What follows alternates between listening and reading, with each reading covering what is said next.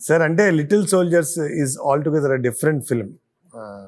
మీ మీ కెరీర్లో కానీ మామూలుగా కూడా బయట చూసిన ఇప్పుడు గబుక్కున ఏదైనా చిన్నపిల్లల పాటలు ఆ పాటలనే పాడడం జరుగుతుంది.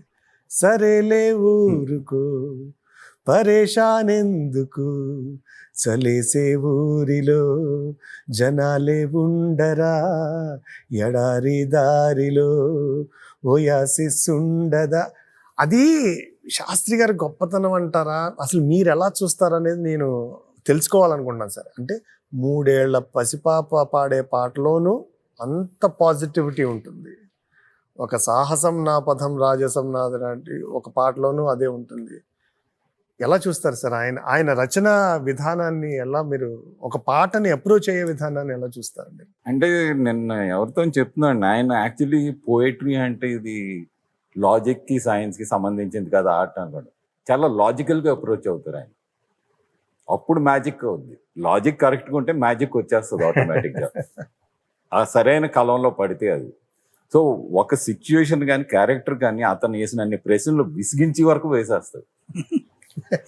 బట్ ఎందుకంటే తనకు మొత్తం తెలియాలి, ఆ క్యారెక్టర్ ఏంటి, ఆ సిచ్యువేషన్ ఏంటి, మోటివేషన్ ఏంటి, ఎందుకు ఇలా చేస్తున్నారు. అప్పుడు ఇంకా తను అప్పుడైనా విశ్వరూపం ఎలాగా 50 రాస్తారు కనీసం. ఆయనే సాటిస్ఫై అవ్వడు.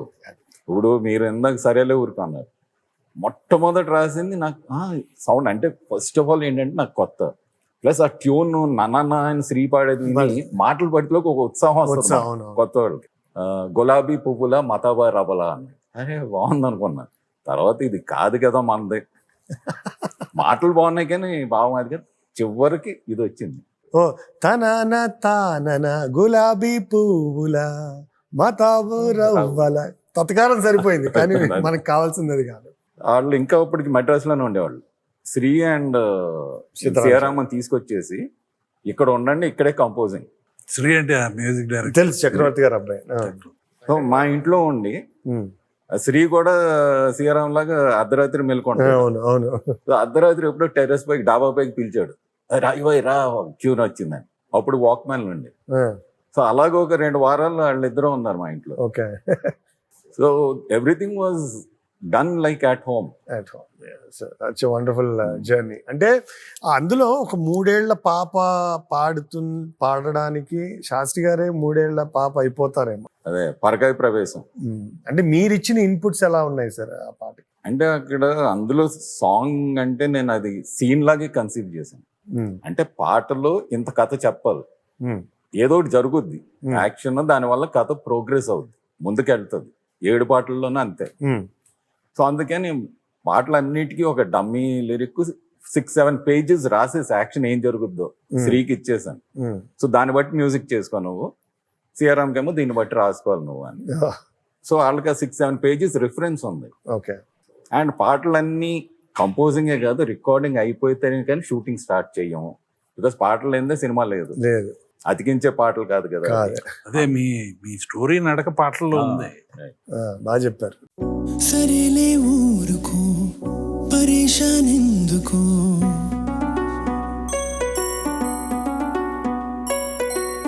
సరేలే ఊరుకు పరేషాన్ ఎందుకు, చలేసే ఊరిలో జనాలే ఉండరా, ఎడారి దారిలో ఓయాసిస్తుండదా. అదోలా మూడు కాస్త మారిపోతే మూతి ముడుచుకునుంటారా, ఆటలోను పాటలోను మూడు మళ్ళీ మార్చుకోరా.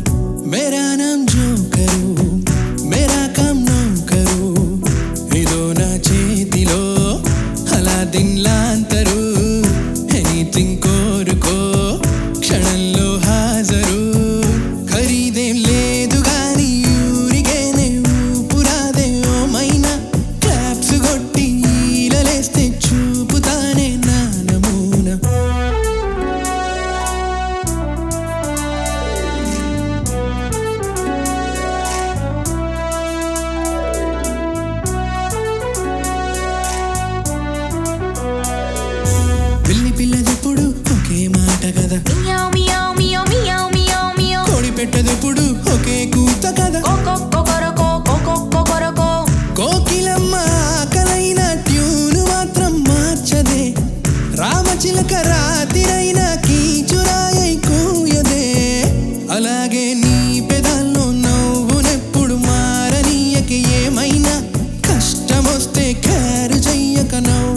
తరిమేయవమ్మ మేరా నామ్ జోకరు మేరా కామ్ నౌకరు ఇదో నా చేతిలో అలాదిన్ లాంతరు ఎనీథింగ్ కోరుకో క్షణంలో హాజరు ఖరీదే లేదు గాని ఊరికేనే ఊపురాదే ఓ మైనా క్లాప్స్ కొట్టి ఈలలేస్తే చూపుతానే నా నమూనా